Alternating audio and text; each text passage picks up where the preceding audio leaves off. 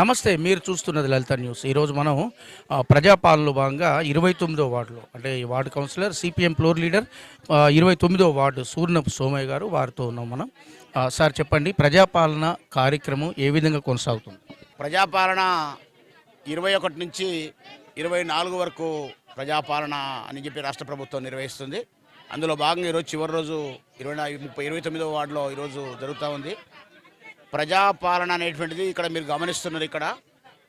ఇక్కడ రైతు భరోసా, ఇందిరమ్మ ఆత్మీయ భరోసా, కొత్త రేషన్ కార్డులు, అదేవిధంగా ఇందిరమ్మ ఇండ్లు, వీటికి సంబంధించినటువంటి అని 4 పెట్టారు. కానీ వాస్తవంగా ఇక్కడ 2 మాత్రమే తీసుకుంటారు. రేషన్ కార్డులను అదేవిధంగా ఇందిరమ్మ ఇండ్లకు సంబంధించిన దరఖాస్తులు మాత్రమే అధికారులు మొత్తం మానుకోట పట్టణాల మొత్తంలో కూడా ఈ 2 దరఖాస్తులే తీసుకుంటున్నారు. అయితే ఇది రాష్ట్ర ప్రభుత్వం ఏదైతే చెప్పిందో రాష్ట్ర ప్రభుత్వం నిర్ణయానికి ఇది భిన్నంగా ఉంది. కాబట్టి ఇక్కడ ఈ యొక్క సభకు వచ్చినటువంటి అధికారులకు మేము రిక్వెస్ట్ చేశాం. మీ యొక్క బ్యానర్లోనే ఉన్నాయి 4 పథకాలు ఉన్నాయి, 4 పథకాలకు సంబంధించిన దరఖాస్తులు తీసుకోవాలని చెప్పేసి అని మనం డిమాండ్ చేయడంతో ఈ 4 పథకాలకు సంబంధించిన దరఖాస్తులు కూడా తీసుకుంటున్నారు. అయితే వాటిని తీసుకున్న వాళ్ళు కాదు, వాటి వాస్తవంగా ప్రభుత్వం దృష్టి తీసుకుపోయి వాళ్ళందరూ కూడా పెన్షన్లు వచ్చే విధంగా కూడా ఆత్మీయ భరోసా పెన్షన్ వ్యవసాయ కూలీలకు ఇచ్చే. ఎందుకంటే ఈ వార్డు మొత్తం కూడా మనం చూస్తున్నాం. ఇలా మానుకోట పట్టణం అంటే మానుకోట పట్టణం ఇప్పుడే అభివృద్ధి చెందుతున్నది, ఇంకా అర్బనైజ్ కాలేదు. ఇది ఇవాళ 50 కాలనీలు ఉంటాయి మానుకోట పట్టణంలో.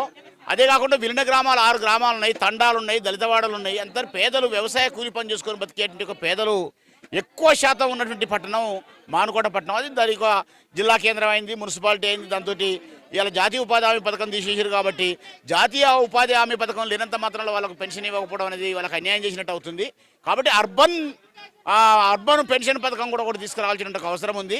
ఇవాళ అర్బన్లో చాలామంది పేదలు ఉన్నారు. కాబట్టి అర్బన్ పెన్షన్ స్కీమ్ కానీ జాతీయ ఉపాధి హామీ పథకం లెక్కనే అర్బన్ ఉపాధి హామీ పథకం లెక్క ఒకటి తీసుకొచ్చేసి చేయాల్సిన అవసరం కూడా ఉంది. ఇక ఇందిరమ్మ ఇండ్ల దరఖాస్తులు పెట్టినప్పుడు ఇందిరమ్మ ఇండ్లు దాదాపు ఇక్కడ 470 మంది ఈ యొక్క వార్డులో దరఖాస్తు పెట్టుకుంటే అన్నీ కూడా ఫోటోలు తీశారు.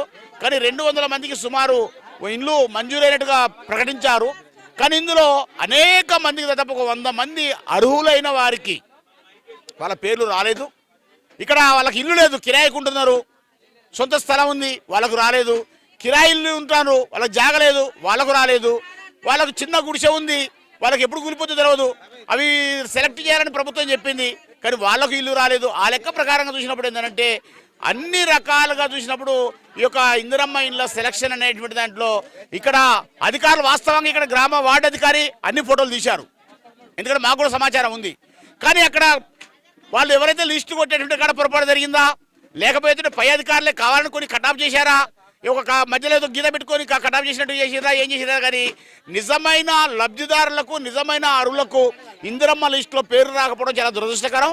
అనేక మంది ఆందోళన చెందుతా ఉన్నారు. ఇది ఒక దురదృష్టకరం. ఇది సిపిఎం పార్టీగా మేము మళ్ళీ విజ్ఞప్తి చేస్తున్నాం రాష్ట్ర ముఖ్యమంత్రి గారికి. మళ్ళీ ఇప్పుడు వాళ్ళు దరఖాస్తు పెడుతున్నారు.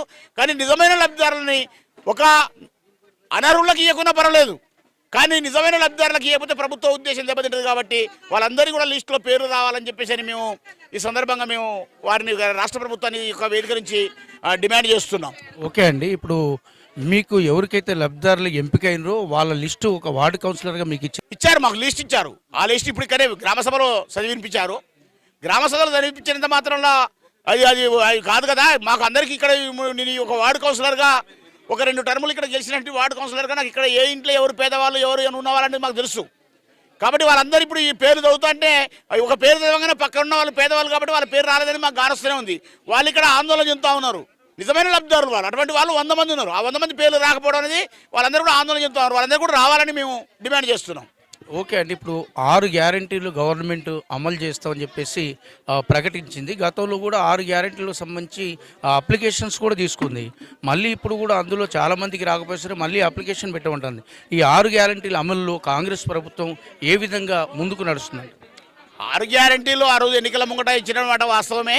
కానీ 6 గ్యారెంటీలలో ఇప్పుడు 1-2 మాత్రమే ఇంప్లిమెంటేషన్ అయింది తప్ప మిగతా ఏవి కూడా రాలేదు.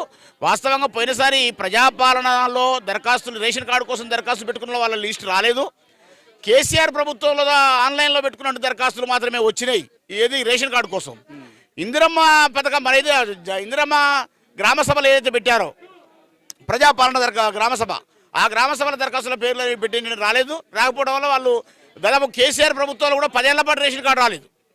10 ఏళ్ళ కాంచి రేషన్ కార్డు రాకుండా ఆ మధ్యలో పెళ్ళి ఇంటి వాళ్ళు 2-3 పిల్లలు అయి కూడా అనేక మంది పిల్లలతో ఉన్నారు, వాళ్ళకి రేషన్ కార్డు రాకపోవడం వల్ల ఆందోళన చెందుతున్న ఒక పరిస్థితి ఉంది.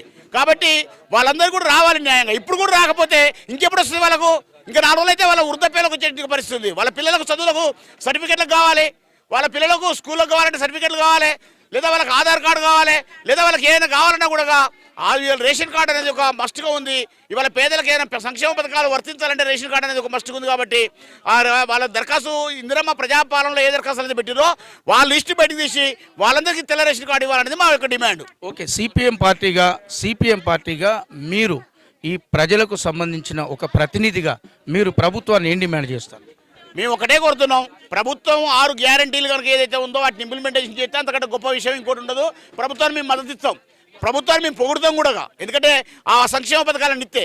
కానీ అవి ఇవ్వకుండా మాటల వరకే పరిమితం అవుతుంటే నేనే కాదు కదా, ఒక కమ్యూనిస్ట్ పార్టీ కార్యకర్తగా నేను దాన్ని అపోజ్ చేస్తా, ఇవ్వాలని డిమాండ్ చేస్తా, ప్రజల పక్షాన మేము ఉంటాం.